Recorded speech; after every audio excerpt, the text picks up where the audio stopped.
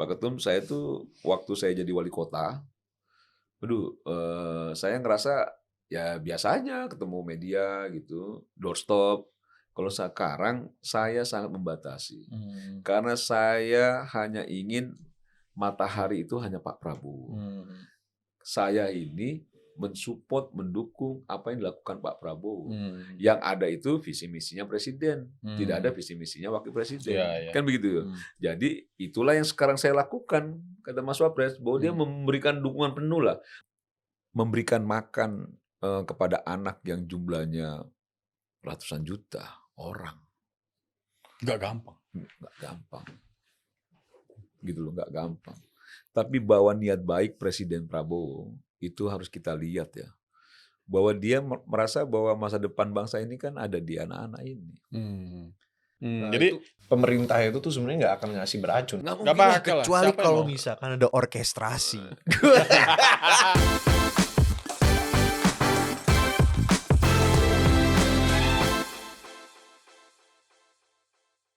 Kembali lagi kita di Real Politik. Di sini kita mengupas fakta, menelanjangi Indonesia apa adanya. Bener kan, Bang? Ya begitulah kira-kira. Bener kan? Menelanjangi Indonesia apa adanya. Menelanjangi fakta apa Oh, adanya. sorry. Kembali lagi kita di Real Politik. Menelanjangi fakta apa adanya. Di sini kita mengupas Indonesia. Tidak memakai topeng. Gimana sih? Bener gak sih, Bang? Gue gak pernah dapet ini gue yang benernya nih. Bang Semar udah tawa tuh. Wah, siap. Di sini ngomong-ngomong kita kedatangan Bang Semar Mardiansyah. Selamat datang Abang di Real Politik. Ini udah episode kedua Abang ya. Tiga kali ini. Ketiga. Ketiga. Oh ya, sorry. Ya, udah lumayan sih. Iya, udah lumayan ya. Udah lumayan. Nggak pernah bosen-bosen nih Bang Semar nih datang ke sini ngobrol Real Politik, di mana kita ngobrol Real Politik dengan Bang Semar. Begitu sih. Kira-kira gimana nih Bang Semar? Nyolong info A1 sebenarnya. Oh iya, kita nyolong info A1. Dengan kedok podcast Iya. ini. Dan kita juga ngobrolin gambaran orkestrasi yang ada tuh sebenarnya kayak gimana dengan menghadirkan Bang Semar di sini. Kemarin ini belum viral lagi, Bro. Oh. Satu-satunya orang yang pernah gue lihat bikin Refli Harun tuh naik pitam, Bro. Di salah satu TV. Bang Semar one of Kenapa a kind. itu, Bang? Kok bisa itu? Dengan wajah dingin, dengan senyum-senyum yang ditahan itu orang sampai naik pitam tuh gimana itu, Bang, ceritanya? Ya pertama memang karena kita yakin kita benar. Gitu ya. Kita yakin kita benar, kita merasa memang apa yang disampaikan sama Refli ya Resuryo dan kawan-kawan, ya itu udah sering kali. Jadi kalau orang udah kelihatan panik, kelihatan emosi, ya berarti semakin terlihat bahwa memang banyak ketidakbenaran yang sedang dilakukan kan. Ahli tata negara loh, Bang. Keren itu. Ya Dulu. Bang Refli itu kita ngidolain banget ya. Asli gue tuh sama Bang Refli tuh seneng ketika dia mengupas soal keilmuan dia ya sebagai pakar tata negara, hukum tata negara dan sebagainya. Cuma sekarang kok jadi ya gue melihat agak cara berpikirnya gitu. Tapi nggak cuma Bang Refli kan banyak juga orang yang memang akhirnya terkontaminasi ya sama virus politik kekuasaan, akhirnya sudah nggak rasional lagi. Sekarang udah ada Din Samsudin, Jadi saksi ahli ya. ya Ugro Seno, Abraham Samad dan lain sebagainya, yang dulu kita lihat sebagai sosok ya yang sangat menarik perhatian kita karena memang dari segi apa ya keilmuannya itu kita melihat bahwa ini pendekar-pendekar hukum, kayak Pak Din ya tokoh agama dan lain sebagainya. Cuma ketika nyemplung dalam kontestasi pertarungan politik kekuasaan, ya mau tidak mau akhirnya yang dikedepankan kan kepentingan politik kekuasaannya, kepentingan kebawa arus juga. Iya, mau nggak mau gitu loh. Misalnya mereka jadi tim suksesnya dulu Amin gitu ya, merasa kecewa, sakit hati. Nah ini yang virus ini yang kayaknya merusak ya. Sehingga kita, kalau gue pribadi ya, gue agak miris sih, menyayangkan gitu. Kalau para tokoh itu ya, itu sekarang cara berpikirnya semakin sempit, semakin gitu ya, semakin tidak menghargai orang, mengkerdilkan orang, merasa besar sendiri, kan begitu ya.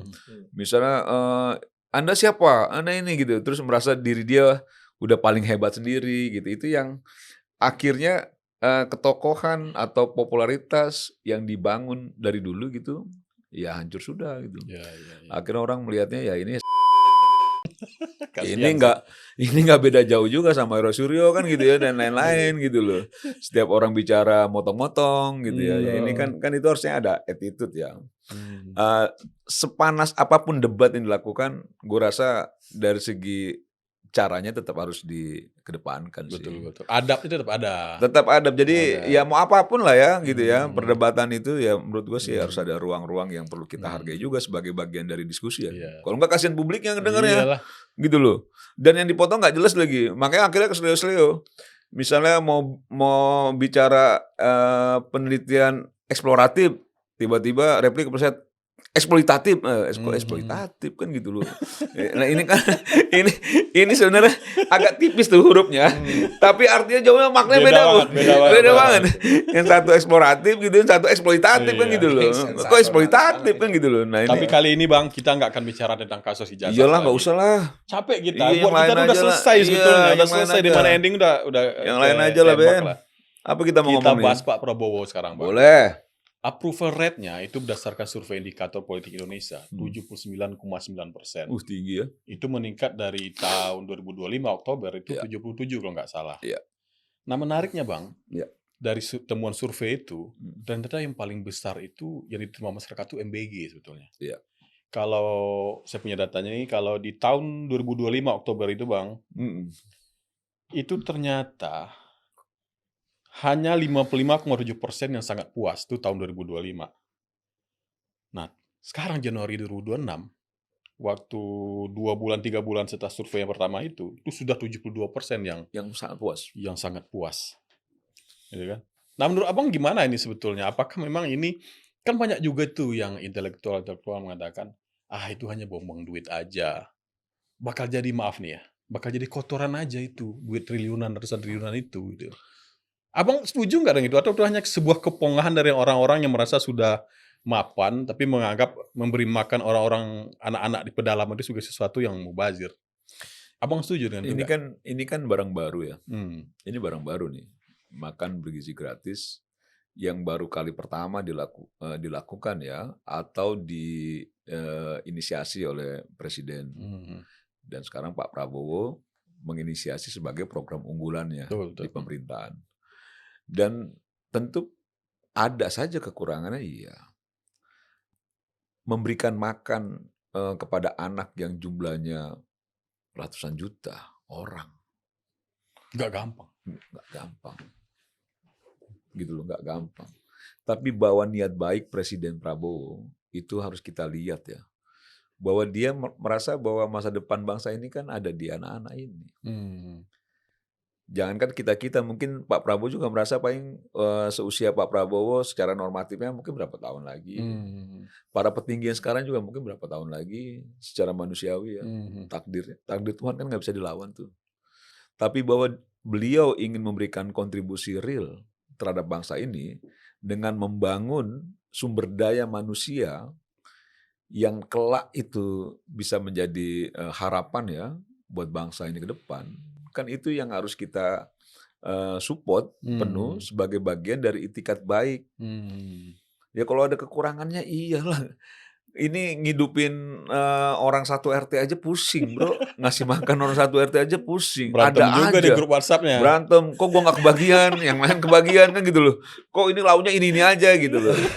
Kan gitu ya, pasti ada aja tuh gitu. Nah, pasti itu ada kekurangan. Nah, bahwa memang akhirnya kekurangan dan lain sebagainya itu coba dibenahi terus-menerus ya. Misalnya kemarin sempat rame soal P3K. Ya, kenapa pegawai-pegawai yang terlibat dalam MBG itu makan bergizi gratis ini cepat sekali diangkat sebagai P3K, yang lain enggak. Nah, bukannya yang lain tidak dipedulikan tuh, tapi kan pemerintah pasti ada skala prioritas untuk percepatan. Kau bayangkan itu urusan MBG ini tiap hari. Dan itu kerjanya malam sampai subuh. Iya, tiap hari. Mobilitasnya tinggi betul gitu.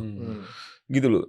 Mobilitas tinggi sehingga butuh penguatan-penguatan kan dari segi sumber daya yang mengelolanya, yang mengerjakannya dan lain sebagainya. Butuh Mhm. juga apa ya, motivasi sebagai Mhm. bagian dari apa yang dihasilkan untuk diri dia gitu loh. Betul betul. Jadi kalau orang misal, wah gue udah sebagai P3K, punya tanggung jawab lebih gitu dan lain sebagainya, dia Iya. merasa juga diapresiasi sehingga harapan pemerintah kerjanya pun lebih maksimal gitu ya. Kinerjanya naik. Kinerjanya naik Mhm. dengan mobilitas sangat tinggi. Jadi sangat masuk akal lah itu, Bang, Sangat ya? masuk akal. Nah, Sangat kalau masuk misalnya akal. bidang lain ya, mungkin Mhm. kan tidak mobilitasnya seperti MBG. Mhm mhm. Misalnya, kan juga memang sudah dipikirkan juga tuh soal nasib guru, honorer, dan lain sebagainya kan tetap dipikirkan. Tapi kan secara mobilitas kan bukan seperti MBG ini gitu. Sebenarnya jalan paralel itu yang guru-guru honor juga ada juga P3K. Iya, Cuman karena ini jadi perhatian publik aja publik. sebetulnya. Ya, nah Mhm. ini yang menurut saya harusnya kita semua ya, masyarakat yang melihat bahwa ini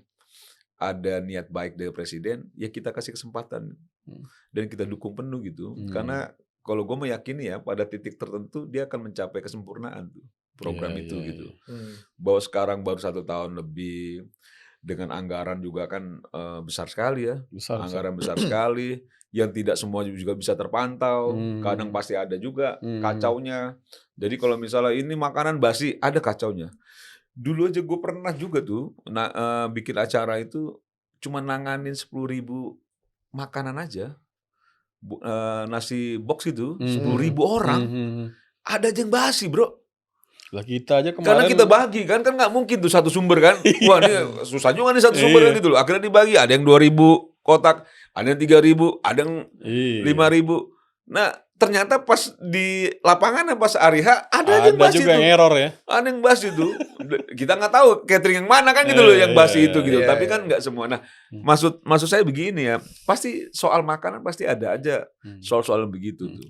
Tapi ada juga kritikannya, Bang. Masyarakat tuh atau publik, menilai bahwa, dapur-dapur ini kebanyakan dikuasai hanya oleh orang yang berduit. Dan bahkan Mhm. ada yang dari Polri juga katanya. Mhm. Kayak saya rasa itu perlu dijelaskan juga, Bang, karena kan memang kalau saya ngelihat kan modalnya emang gede sih itu. Mhm. Jadi perlu sekitar 1 sampai 2 M lah ya untuk Mhm. satu dapur, kan nggak mungkin UMKM melakukan itu. Mhm. Dan mungkin UMKM yang dimaksud itu kan yang jual ayam, jual sayur, kan itu mungkin maksud dari Mhm. pemerintah ya. Mhm. Abang setuju nggak dengan itu? Nggak Kan kan nggak mungkin kayak saya nggak punya duit segitu ya nggak bisa saya bikin ini, bikin dapur. iya, dapur dibangun pasti perlu Itu biaya, perlu biaya. modal dan lain sebagainya. Tapi Mhm. yang jauh lebih penting ya, kenapa misalnya begini, kenapa, dapur-dapur MBG itu yang mendapat penghargaan teman-teman Polri misalnya. Mhm. Karena dianggap paling, baik Mmm. secara, penanganannya, Mhm. secara kualitasnya, kebersihannya dan lain sebagainya. Mhm. Nah, kita harus akui juga memang di republik ini yang paling sulit itu menegakkan kedisiplinan tuh di kita. Iya iya iya. Kita akuilah itu. Nah, yang kita tahu orang yang berlatar belakang militer, orang yang belakang semi militer seperti kepolisian dan sebagainya, itu ditempatnya sejak mereka masuk tuh untuk disiplin dan taat pada komando. Iya iya iya. Kan begitu ya? Iya. Cepat Nah, tepat gitu ya. dan dalam persoalan ini tadi kita sampaikan mobilitas tingkat tinggi dengan Target tinggi. tingkat keriuhannya Mhm. tinggi juga Mhm. gitu loh. Mhm. Riweuh ini Mhm. ngurusin makan setiap hari ini riweuh. Mhm. Nah, rasa-rasanya memang itu yang bisa dilakukan itu yang orang punya latar belakang tingkat kedisiplinan tinggi, ya Mhm. polisi, tentara gitu ya. Mhm. Itu sama seperti misalnya soal bagaimana pemerintah, ini gue agak geser sedikit ya supaya Mhm. agak masuk di akal kita nih. Mhm. Mengapa pemerintah itu dia menggunakan juga TNI dan Polri ketika ingin coba memperjuangkan swasembada pangan. Iya, zamannya Pak Jokowi udah lakukan itu Iya kan kan. gitu ya? Betul Iya, betul, iya. setuju. Ini kan banyak orang nyinyir Mhm. begini, polisi kok ngurusin Padi. sawah kan gitu ya, padi kan Mhm. gitu-gitu ya, Mhm. kayak Masa tentara nambah ini apa sawah, segala iya. macam gitu ya. Mhm. Ini Mhm. kita harus Ya lihat ya masuk ya. akal nih. Mhm. Mhm. Pertama itu perintah presiden. Mhm. Perintah presiden itu tidak bisa dibantah tuh. Mhm. Itu perintah presiden untuk membantu program unggulan pemerintah Presiden Prabowo dalam hal swasembada pangan. Mhm. Terus tiba-tiba Pak Kapolri misalnya gitu Dia dengan senyapnya, dia buka lahan. Kau bayangkan ya, lahan emang tidak sedikit tuh yang lahannya semak belukar, Iya. Lahan hutan, terlantar itu. terlantar. Lahan mati. Kau paling baru 2 jam ditaruh situ, kau udah langsung minta pulang kau. Sejam juga udah langsung Iya, pulang. suruh babat alas gitu segala macam gitu loh.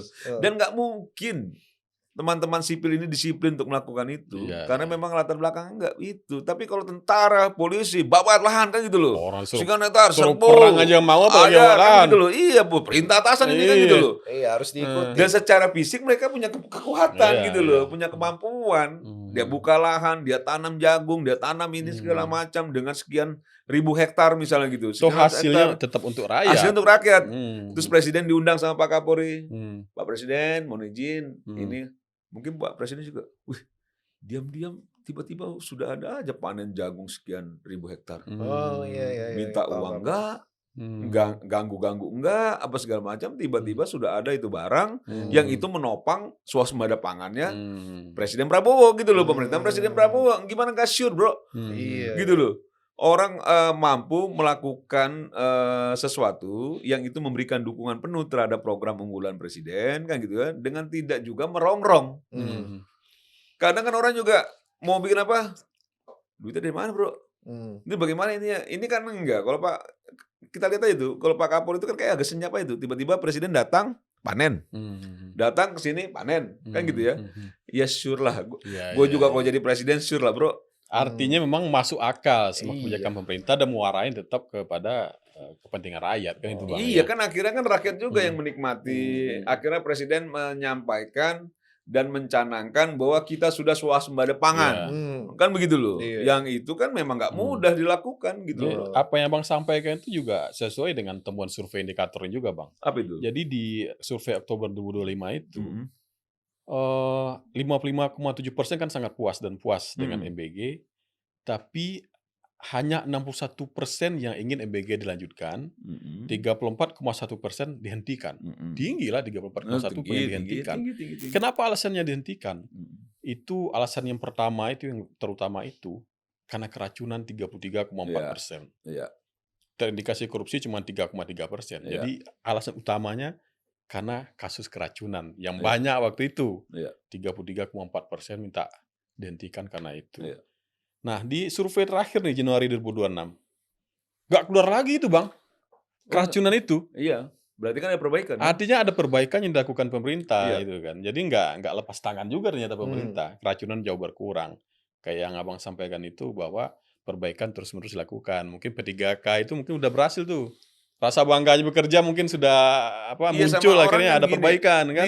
Ini soal keracunan ya. Mhm. Ini kan orang gagap ya dalam menangani jumlah yang besar ini. Mhm. Jadi gini, ada beberapa bahan baku misalnya, Hmm. mau itu ikan, mau itu daging dan lain sebagainya. Karena ini jumlah yang begitu besar dan dia hampir setiap hari tuh mobilitas tinggi, mereka belinya banyak, taruhnya di freezer. Hmm. Terlalu lama di freezernya, bisa berbulan-bulan. Hmm. Dan ternyata ini nggak sehat. Hmm. Dan itu akhirnya berdampak pada kualitas makanan. Hmm. Nah ini kan yang akhirnya disiasati juga nih, diperbaiki nih. Jangan juga akhirnya menimbun bahan baku makanan itu terlalu lama. Harusnya Karena segar ya. ada beberapa bahan baku ya di makanan yang sebenarnya nggak baik juga. Lama di freezer gitu loh, dibekukan tuh. Jadi ketika dimasak itu malah akhirnya menimbulkan racun tadi gitu. Iya, Nah iya. ini yang juga akhirnya Ben diperbaiki gitu loh. Gimana teknisnya, kan ini bicara teknis nih. Nggak mungkin lah bro, orang pengen ngeracunin itu kan nggak mungkin. Kan bicara teknis. Nah ketika mereka udah beli barang dalam jumlah banyak kan tentu itu yang dipakai Iya, tuh. iya. Nggak taunya udah jadi racun kan gitu loh. Mereka anggap bahwa ini masih normal aja barang bakunya. Nah ini yang menurut saya ya, tiap waktu pasti kan diperbaiki. Kalau dulu misalnya mereka nggak tahu nih teknis gimana, dia sewa freezer yang besar gitu segala macam.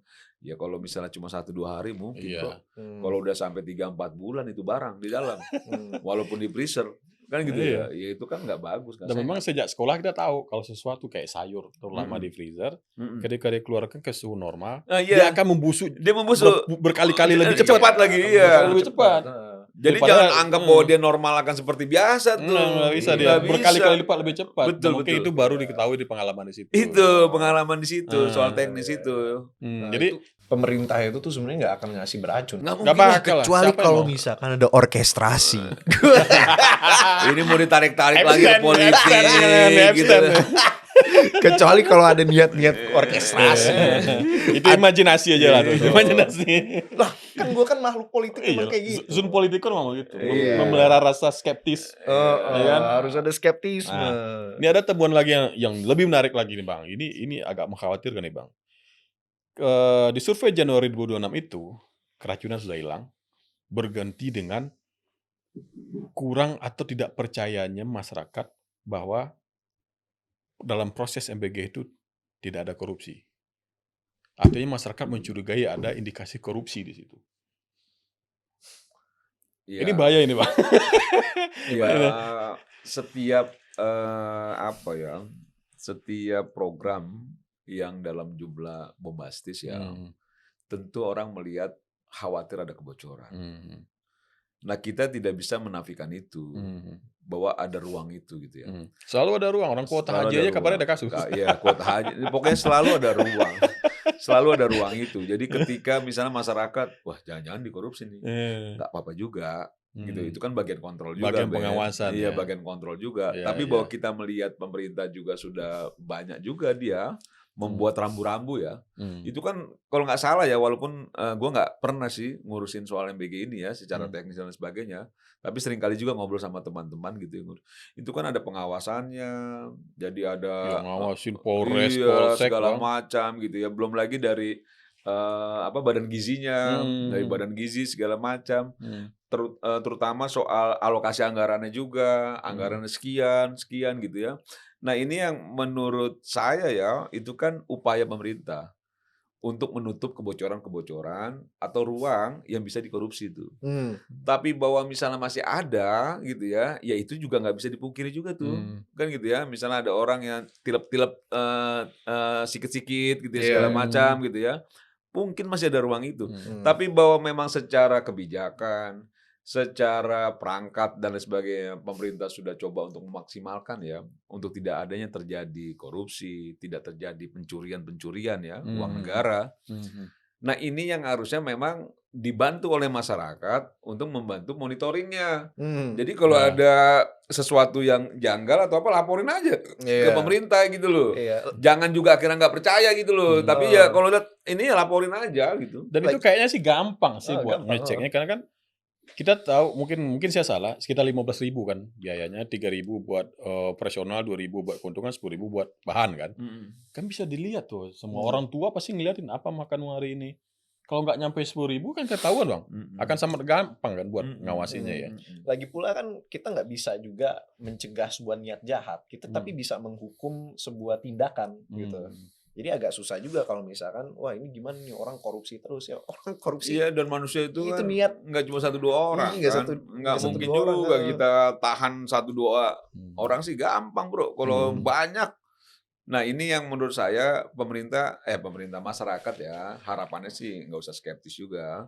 Tapi justru membantu, Ikut menguatkan, ikut mengawasi, supaya orang juga merasa gerak-geriknya juga dipantau oleh masyarakat. Iya, kan karena anak-anak kita sendiri yang akan anak memakan kita makanan sendiri itu. gitu dan lain sebagainya. Nah, ini yang menurut wajar kalau misalnya ada keraguan, tapi harapan kita. Tapi jangan berprasangka buruk. Iya.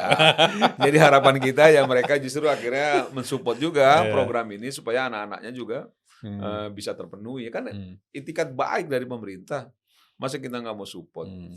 Kalau kita ketakutan terus ya terhadap hal besar ya yang dilakukan pemerintah untuk masyarakat, termasuk ini fokusnya terhadap anak-anak gitu ya. Kalau kita punya hantu terus di kepala kita, nggak akan bikin apa-apa pemerintah. Iya. Pemerintah pun jadi takut buat Iya, bergerak, takut disalahin juga kan.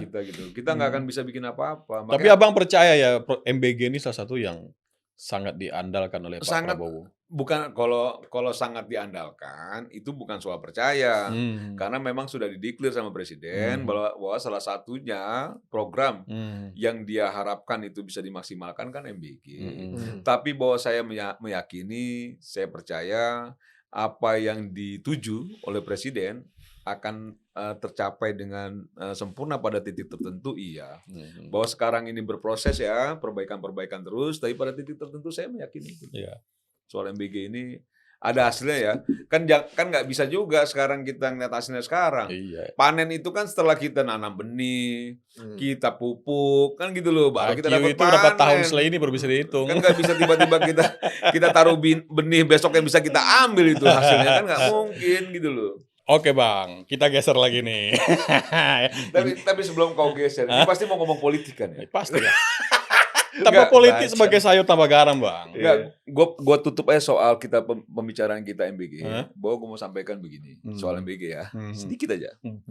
Bahwa Presiden Prabowo, dari hasil diskusi kita tadi ya, Presiden Prabowo itu sangat mengapresiasi capaian Pak Kapolri salah satu terhadap MBG. Bahkan beliau, Presiden, itu menyampaikan ingin memberikan penghargaan terhadap Kapolri itu yang dinilai layak bintang Mahaputra. Kau bayangkan? Wah, tinggi kali tuh. Tinggi sekali. Jadi kalau orang bertanya-tanya soal kenapa itu polisi yang banyak mengerjakan dan lain sebagainya yang sudah kita sampaikan tadi, itu ditutup dengan apa yang dinilai oleh Presiden Prabowo memang keberhasilan MBG salah satunya dari dukungan kinerja kepolisian dalam hal ini di bawah komando Jenderal Listio Sigit Prabowo Kapolri. Mau dikasih bintang Mahaputra, bro. Konkret itu ya. Konkret. Bintang Mahaputra. Bintang Mahaputra. Itu CV makin harum itu. kita mau dapat itu susah betul itu. Buat apa lagi CV buat Kapolri? Jadi kan ke depannya nanti. Makanya kita geser-geser dikit. Jadi kita bukan omon-omon soal itu gitu loh. Maksudnya memang akhirnya Presiden pun menilai bahwa itu keberhasilan. Memang berdasarkan capaian kinerja Pak Kapolri. Bintang Mahaputra, bro. Nah, sekarang gue bersiap untuk menjawab pertanyaan politik lu nih. Oke Bang, kita geser Bang. Hari ini Bang, lembaga survei lagi yang kredibel juga anggota Persepi, Indeks apalagi mengeluarkan hasil surveinya, elektabilitas Pak Prabowo tertinggi 47% Bang. 47%. Itu meningkat. Tahun kemarin kayaknya nggak nyampe. Tahun kemarin nggak nyampe situ. Dan itu salah satunya MBG itu emang. Iya. Nah ini kita lihat kan ada kaitannya ya. Ada irisannya. Gitu. Padahal ini kan baru setahun ya. Ya setahun ya. Dan menurut surveyor juga ini approval tadi yang indikator tadi itu lebih tinggi daripada Pak SBY bahkan Pak Jokowi di setahun pertamanya. Tapi memang masih di bawah dari Pak Jokowi yang tahun 2024 kalau nggak salah itu 82%. Ya kan? Ya approval tadi. Nah ini Bang, masalah elektabilitas ini terus meningkat nih Bang. Secara politis gimana Bang ngelihatnya? Terutama dengan Pak Wapres sekarang. Ya, karena gini Bang, ada kekhawatiran kalau makin tinggi elektabilitas Pak Prabowo Presiden, itu makin besar pula kemungkinan akan berganti pasangan di 2029. Nah, gimana nih? Orang yang berpikir seperti yang Benny sampaikan, itu sama saja meragukan latar belakang Presiden Prabowo dengan hidup secara militernya, yang dia berpegang teguh pada komitmen, tidak melupakan jasa orang, kan begitu ya. Selalu melihat bahwa bagian dari apa yang sudah menjadi kesepakatan bersama itu harus dijunjung tinggi dan sebagainya. Itu Pak Prabowo tuh.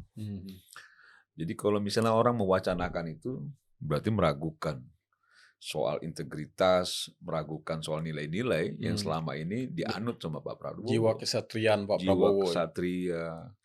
Nggak ada, bro. Sampai detik ini nggak terlihat tuh bahwa memang Presiden Prabowo itu melupakan atas apa yang sudah didapatkan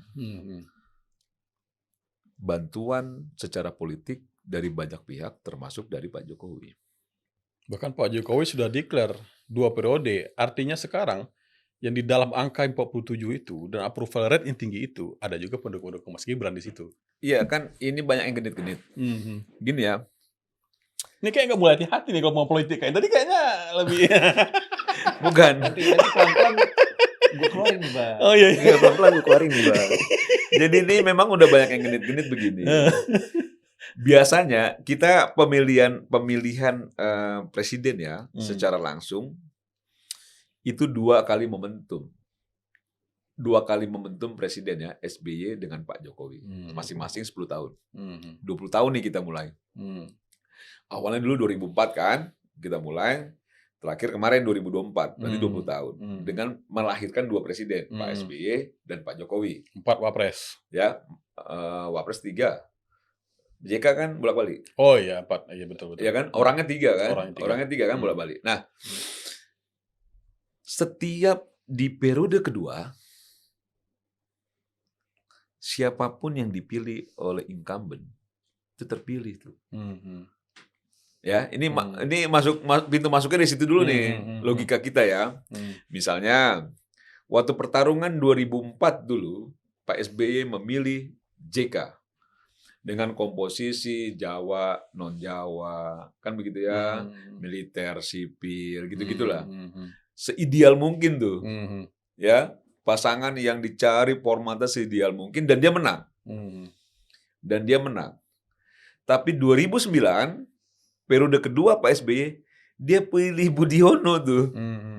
Ekonom, Ekonom, nggak punya bukan modal sosial, politisi, nggak punya modal basis politik. massa, kan gitu ya. Jawa pula, sama-sama Jawa.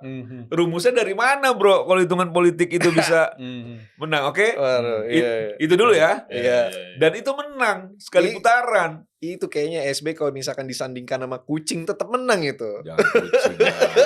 Itu kalau misalnya disandingkan sama Benny itu jauh lebih banyak lagi suara itu. Bukan karena Benny-nya, karena Pak SBY-nya. Jadi gitu dulu masuk logikanya ya. Itu masuk logika itu dulu ya. Itu dulu. Nah, Pak Jokowi juga sama tuh. Ketika Pak Jokowi kali pertama mencalonkan diri 2014, kan begitu ya. Dicarilah komposisi yang pas juga tuh. Dicari komposisi yang pas, orang yang memang punya pengalaman dan lain sebagainya dalam dunia politik, dunia ekonomi dan lain sebagainya. Akhirnya Pak JK lagi. Jadi Pak JK ini spesialis menghantarkan presiden yang baru pertama kali nyalon tuh kayaknya. Dulu Pak SBY baru pertama nyalon, Pak JK. Langka sekali spesialisnya. Iya, spesialis kan. Pak Jokowi, Pak JK juga. Kan spesialis gitu. Diganti di periode kedua juga. Iya, diganti periode kedua dan kalau ngelawan cuma dapat 1% gitu. Itu kan waktu mau ngelawan Pak SBY gitu juga cuma dapat 1% kan gitu. 1-2%. Nah, ketika Pak Jokowi gitu juga tuh. Makanya waktu 2019 Pak Jokowi ingin maju, banyaklah wacana, mulailah ada Abraham Samad dan lain sebagainya, nggak punya basis massa juga dihitung, kan begitu ya dan lain sebagainya. Cuman hitungan kalkulasi terakhir melihatnya bahwa memang butuh tokoh agama aja. Terpilih, kan begitu ya, terpilih. Nah, waktu Ibu Mega nyalon 2004, saat beliau masih jadi presiden ya, itu bukan lagi tokoh agama, bro, ketua umum PBNU, Mega Hasyim ya, Hasyim Muzadi, nggak bisa dongkrak suara juga, dalam arti bahwa momentumnya nggak pas, kan gitu ya. Tapi ketika Pak Jokowi mengambil Kiai Ma'ruf Amin di periode keduanya, itu yang tadi dibilang, mungkin Benny pun yang taruh di situ menang.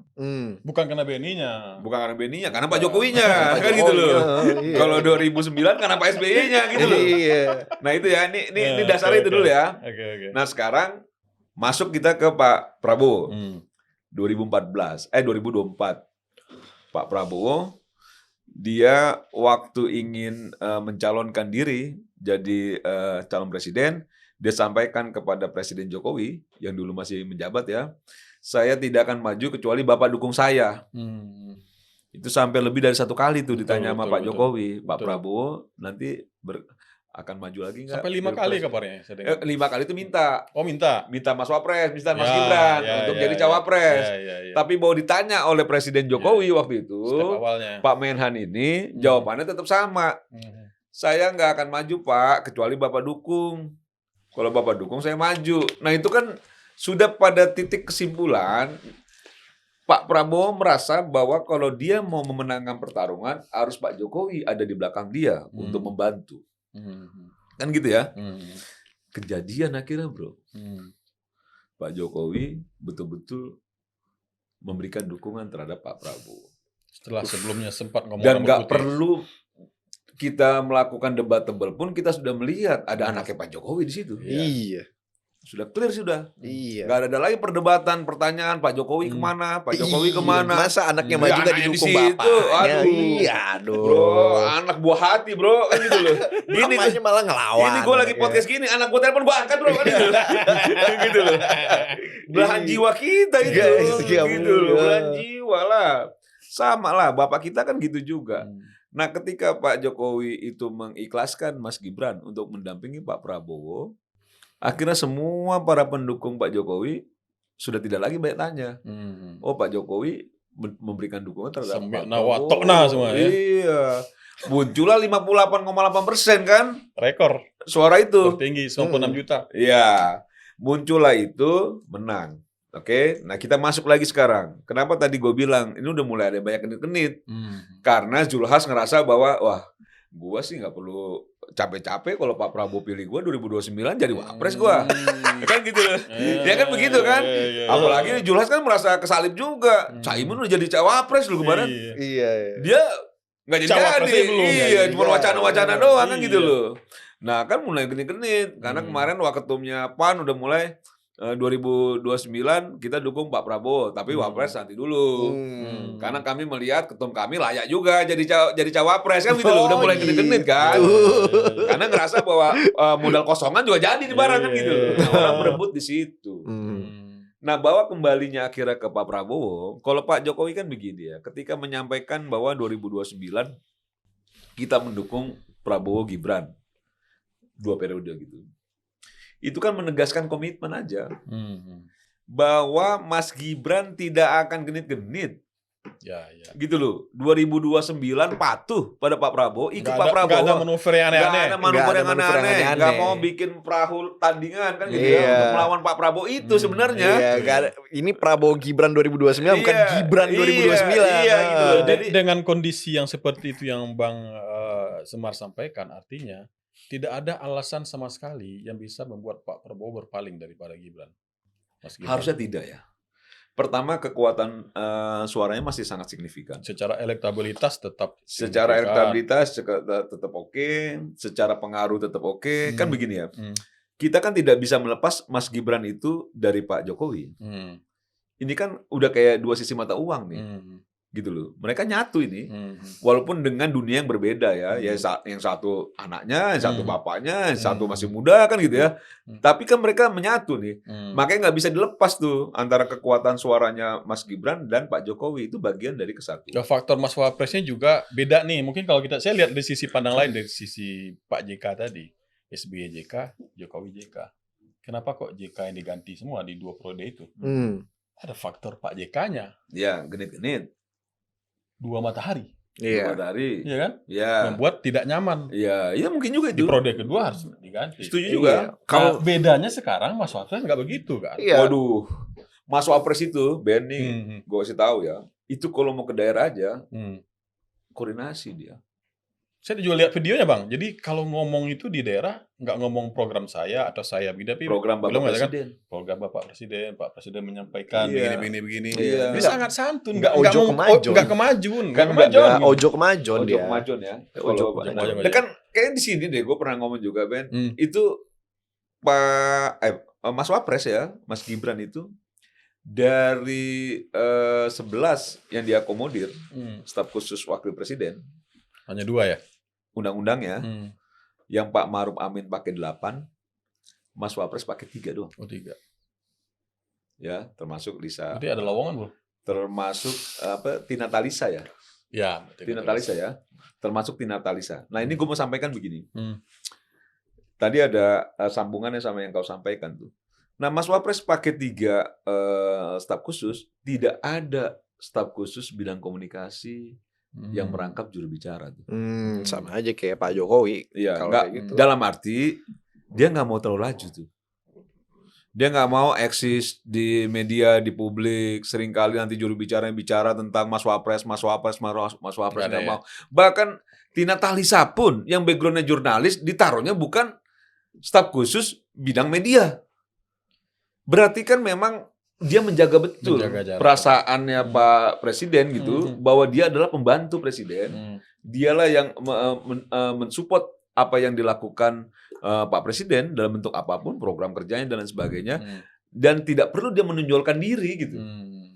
Jadi kalau misalnya dulu ada lapor Mas Wapres misalnya gitu loh, di awal-awal ya, itu kan walaupun misalnya masih dibuka itu secara tidak terbuka seperti dulu, karena kan nggak mau juga gaungnya itu akhirnya mewarnai ya peta politik. Ternyata Mas Wapres kok laju sekali, dan dia nggak mau itu. Sampai disampaikan begini, Pak Ketum pernah waktu bicara sama gue tuh, Pak Ketum, saya tuh waktu saya jadi wali kota,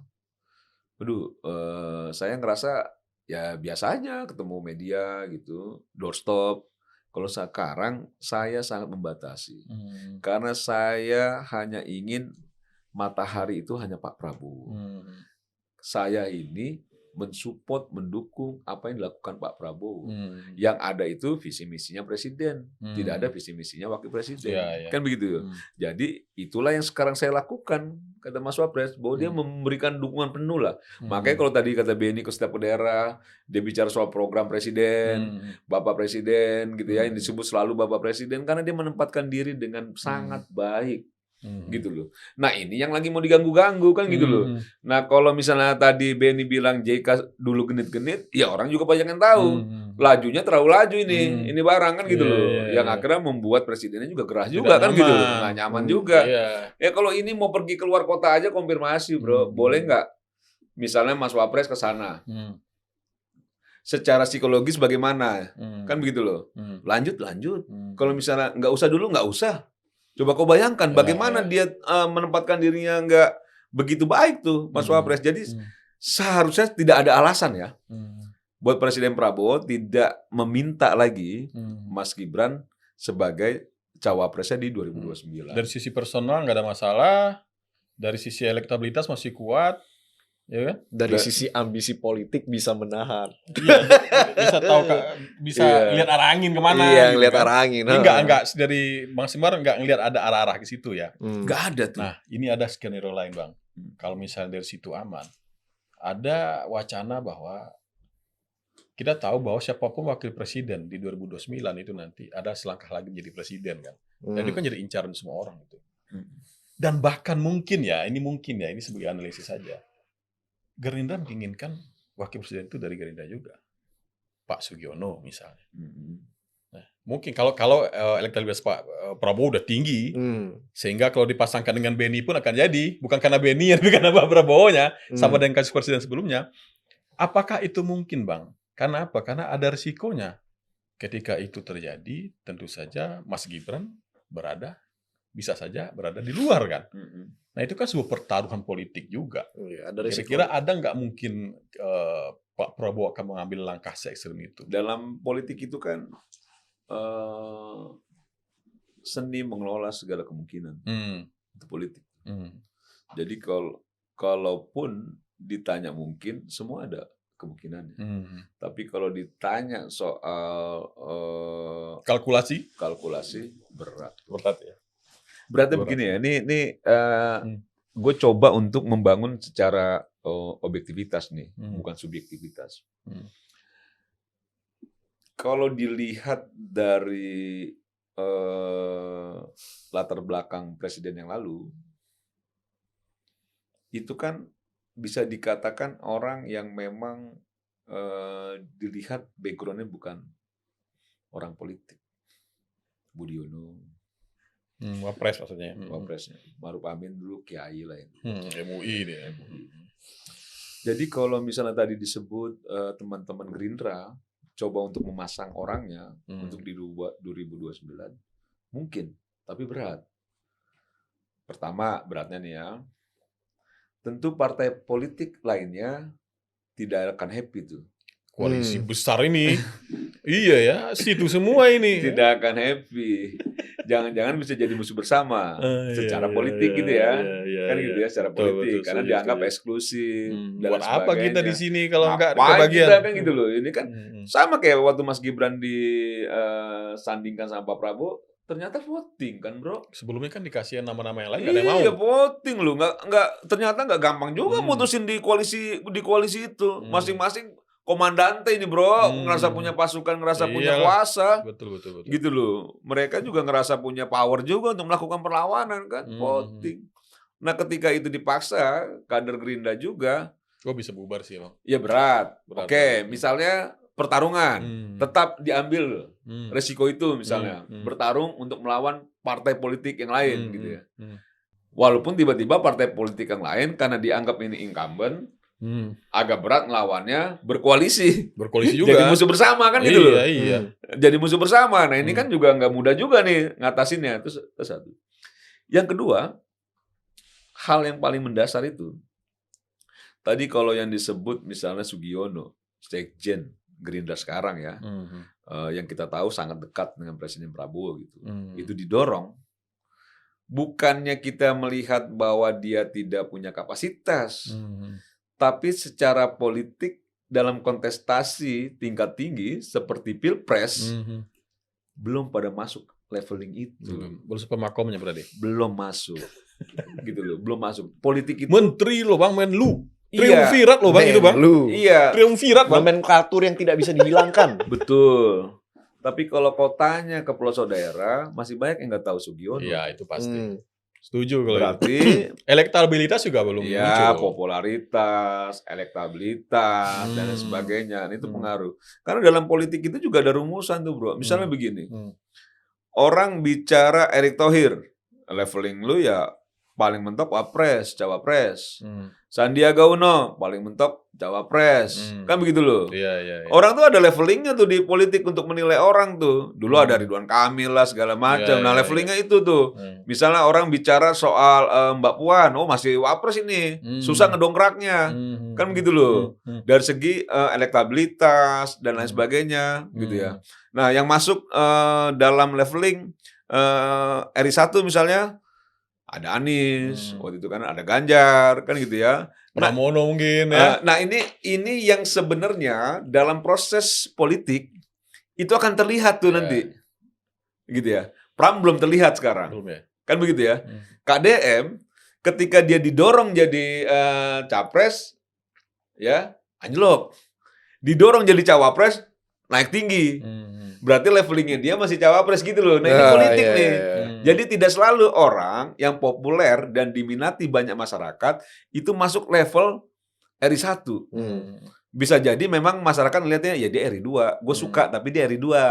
Jangan jadi presiden. Kan gitu lah. Ada juga sebaliknya. Oh, ini layaknya jadi RI1. Jangan jadi RI2. Nah, dalam peta yang model seperti itu ya, yang ini memang hampir setiap momentum politik pasti kita lihat lah. Leveling mana aja yang masuk RI1, RI2 dan sebagainya. Nah, Sugiono belum masuk. Gitu ya. Kalau menurut gua ya. Walaupun kalau pakai rumusan siapapun yang dipilih Pak Prabowo, ada kemungkinan bisa menang.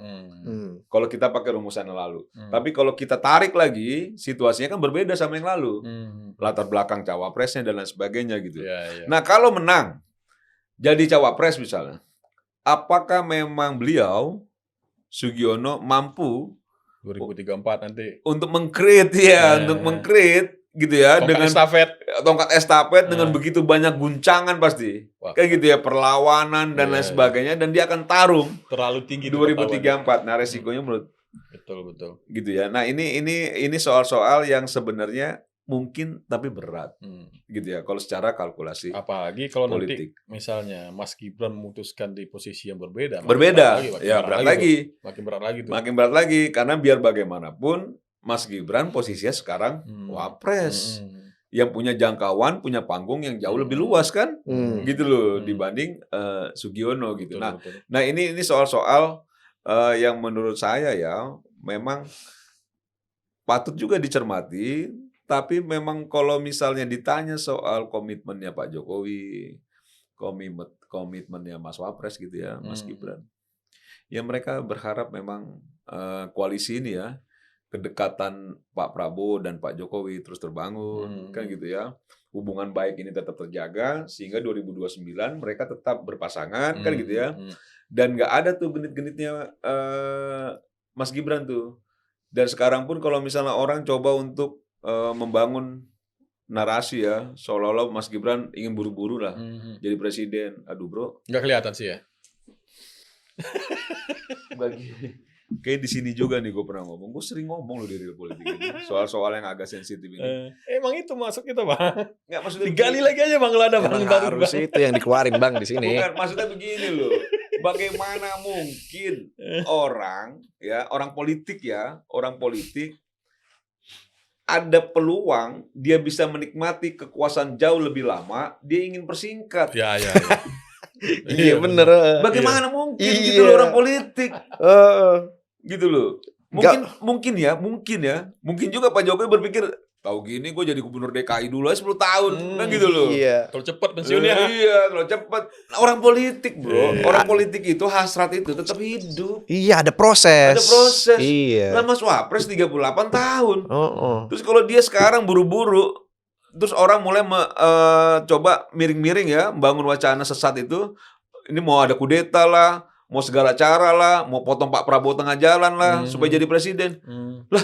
Rugi di Mas Gibran lah. Rugi di Mas Gibran. Tiba-tiba dia jadi presiden sebelum 2029 gitu, udah dihitung 1 periode bro. Belum 50 tahun udah Iya. pensiun. Udah dia pensiun.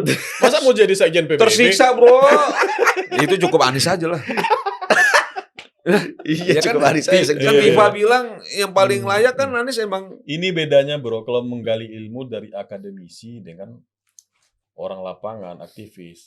Beda insight-nya. Beda emang. Yang kayak gini nggak keluar dari akademisi. Ini ngomongin praktek masa kita. Iya kan nggak mungkin Iya. bro. Orang usia belum mau 50 tahun terus pensiun. Di Duduk-duduk, rumah, pelangap-pelongo. pelangap-pelongo. Aduh, sakit cepet mati bro. Pemasukan cuman dari wawancara BBC Wawancara doang BBC. gitu. Terus Iya. dia mau nurunin gridnya juga, ya nggak mungkin juga kan mantan presiden nggak kan gitu mungkin loh. juga. Masa nongkrong di Kan bisa warkop. juga ngelukis. Ya pikirannya politik juga itu yang ngelukis itu. Iya, itu kan eca-eca itu. Eca-eca. Ini politik juga tetap masih. Iya, dalam. tetap.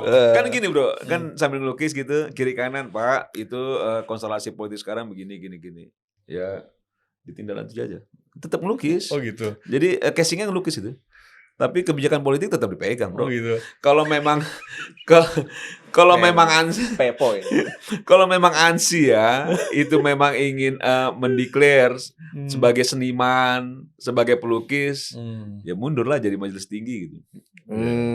Itu clear. Itu clear banget. Baru clear banget. Iya, Yang kita iya, tahu baru majelis clear, tinggi iya. punya kekuasaan penuh lah di situ. Iya. Kan gitu dong. De jurenya dicopot dulu. Iya, Tapi kan belum tentu de facto. Iya. Iya. Jangan sambil melukis terus dia panggil staff-staffnya. Itu bagaimana itu konstelasi 2029? Putra mahkota kita sudah bisa maju belum kan gitu? Ya, aduh. Sambil melukis kan gitu loh. Hitungannya begini Bapak, masih kurang sedikit ini. Ya sudah datang ke Solo dulu itu. Bisa nggak di lobby? Misalnya gitu. Oh makanya kemarin datang. Datang ya? Oh datang dia. Serius. Oh. Wow.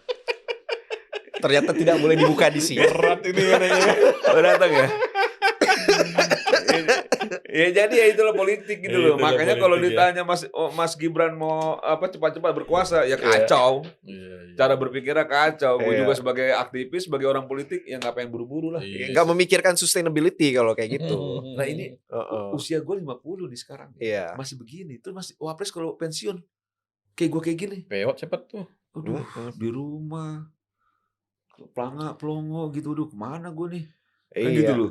Mau jogging keluar banyak orang Oh, minta foto. orang pada foto atau apa kan Oh, gitu Oh iya loh. tersiksa betul itu. Kerjanya Terus kalau padel. dia gitu. Masa harus beli rumah di Iya. Houston juga? ya paling gue ajak main padel aja bro.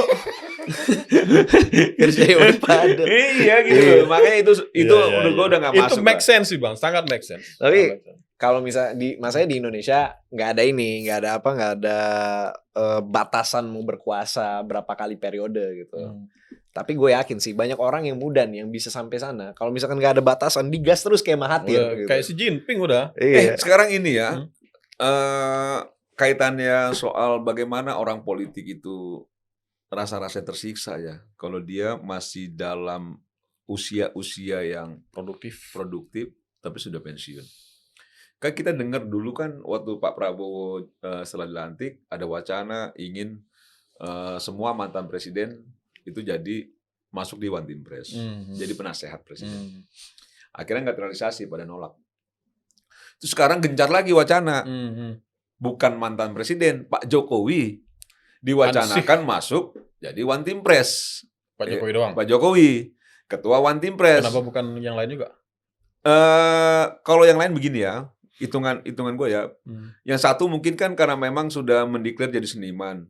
Kan gak enak juga ganggu waktu sibuknya ngelukis kan, kan harus keliling, nyari pemandangan yang bagus kan, spot-spot ya. Mungkin gak enak juga Pak Presiden ganggu kan. Iya. Kok lu ketawa sih? Ya kan menghargai apa yang sudah diambil Gue serius loh ini. Iya loh. Muka gue gak ada lucu-lucunya ini. Aduh, iya. Muka gue ini serius banget gitu loh. Iya betul, dia sebagai seniman memang harus mencari spot-spot yang enak. Iya, kalau diganggu kan Gak ada kesibukan. ganggu fokusnya Dan kan. itu bikin relax, positif, gak apa-apa. Iya, Itu jalan fokusnya, iya. Nah, mantan presiden yang satunya lagi, rasa-rasanya kan sudah beberapa kali juga diberi kesempatan, tapi kan mengecewakan juga. Ya kan? Sudah diakomodir apa yang menjadi keinginan politiknya, udah punya gubernur, gak diganggu, amnesti dikasih, uang penggantian buat almarhum Bung Karno juga diberikan, gitu-gitu ya. Sudah cukup, tapi ternyata yang diberikan kepada Presiden Prabowo, pemerintah enggak. Ini Agustus maksudnya nih. Ya. Gue gak ngomong Agustus, Ben. Bulan. Kan ada orang begini ya, simbiosis mutualisme tuh. Nah, ketika kita memberikan banyak, tapi kita mendapatkannya sedikit, bahkan tidak mendapatkan sama sekali, ya kesel lah. Patah hati kok saya sih, Bang. Patah hati. Akhirnya copot lah tuh Menko. Iya. Bulan apa itu? Bulan Agustus. Iya, itu kan simbolnya kan. Iya. Copot lah itu Menko. Berarti hubungannya memang akhirnya mungkin ya. Ini mungkin ya. Jangan dianggap ini udah satu kepastian nih. Mungkin gue melihatnya Presiden ngerasa, sudahlah. Gitu loh. Ini kayaknya udah gak bisa diajak berteman kan gitu. Dirangkul juga percuma juga. Capek juga gue kan gitu loh. Ditinggal lah barang ini. Tinggal bestinya tinggal satu nih, Solo doang nih. Gitu loh, Solo. Makanya sampai harus jadi saksi nikah pun berdua dia. Saking bestinya. Saking Gitu bestinya. loh. Berdua gitu ya, masih sering komunikasi dan lain sebagainya, bestinya. Mungkin ya ditawarin lagi kali. Udahlah Pak Jokowi berkenan lagi nggak untuk masuk? Ini kan situasi global, situasi domestik, itu kan butuh kawan, butuh teman diskusi, butuh masukan orang-orang yang kompeten. Ya orang yang kompeten apa kalau buat presiden? Ya orang yang pernah jadi presiden. Kan begitu sederhana. Kalau seorang presiden, dia punya kawan diskusi yang paling levelingnya paling kompeten ya mantan presiden. Betul. Karena mengalami banyak dinamika ketika menjabat dan sebagainya. Masa mantan lurah kan nggak mungkin. Mantan camat kan nggak mungkin. Karena memang kok ketawa lagi. Ini gue lagi serius ini. Ini pengen ketawa, terlalu serius tadi masalah kita. Ngomong kekuasaan, terlalu bro. Serius ini masalahnya. Ngomongin kekuasaan. Ya karena ya. Memang dari segi domain dan lain sebagainya itu dirasakan kan vibes-nya sama mantan presiden ini. Nah itu rasa-rasanya diperluin tuh. Makanya mungkin ditawarkan lagi. Dan Pak Jokowi ngerasa, gue masih produktif, gue masih segar, gue masih sanggup. Saya masih sanggup. Makanya boleh juga nih One Team Press kayaknya. Makanya setelah wacana itu rame, besoknya Pak Jokowi udah mulai keliling Stadion Manahan Solo, bro. Oh serius Bang? Iya, olahraga dia. Dia cuma mau ngasih tahu masih sehat gua. Masih kuat. Ini simbol itu Bang. Gua agak ngeri kalau orang Solo ngasih simbol, gua agak ngeri sih. Ngeri sih. Jarang-jarang Pak Jokowi keliling di Stadion Manahan loh. Kemarin sudah mulai keliling Stadion Manahan dia. Wah ini bahaya ini. Gitu loh. Udah pemanasan ini. Udah pemanasan. Makanya orang bakalan jenggot. Wah kalau dia masuk lagi jadi ketua One Team Press, makin bahaya ini barang kan gitu loh. Makin bahayanya buat lawan-lawan yang tidak suka atas kekuatan yang dibangun Pak Prabowo dan Pak Jokowi.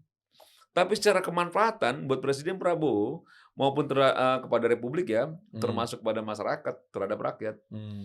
Menurut gue ya, kalau Pak Jokowi jadi One Team Press, itu sangat signifikan kemanfaatannya.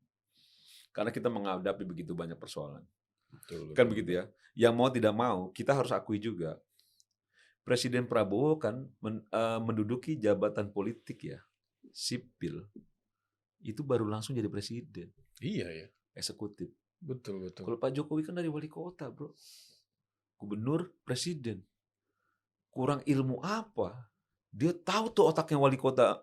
Beda loh antara ASN dengan tentara. Beda. Prajurit. Beda, bro. Beda banget kan? Beda banget, bro. Beda banget. Dan sekarang itu jabatan politik kan. Hmm. Langsung jabatan politik tertinggi yang didapat Pak Prabowo gitu. Hmm. Pak Jokowi dari bawah tuh wali kota, gubernur. Nah, pengalaman inilah yang menurut Pak Prabowo, saya kalau soal politik berguru sama Pak Jokowi.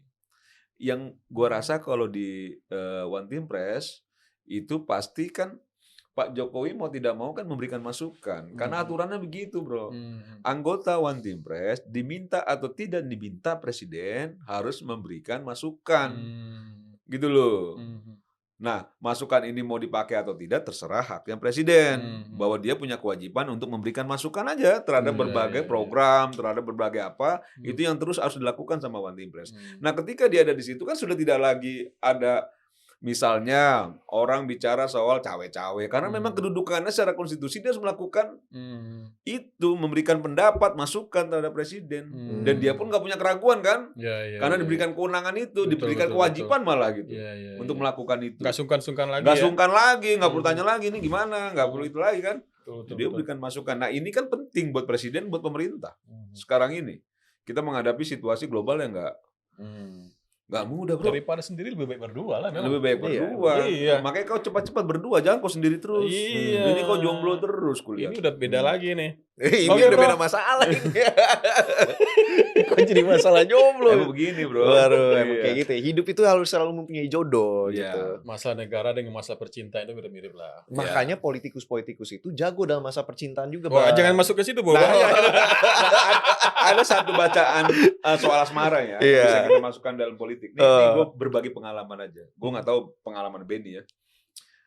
Hubungan yang awet, yang kekal tuh dalam hubungan percintaan ya, itu biasanya kalau kita pacaran tuh, itu putus nyambung, Iya. putus nyambung, nikah tuh. Aduh. Banyak berantemnya. Banyak Iya. berantem. Gue tuh Gua juga tuh. putus nyambung, akhirnya gue nikah tuh. Ya. Nah kalau kita lihat nih Pak Prabowo nih dari nyambung, ya kan, dia dicalonin dari DKI 1. ribut, nyambung ribut, akhir awet sampai sekarang. Berarti mereka itu sebenarnya saling respect, saling sayang tuh. Tapi orang yang tadinya udah putus, terus nggak nyambung lagi, emang sebenarnya dia iseng doang tuh.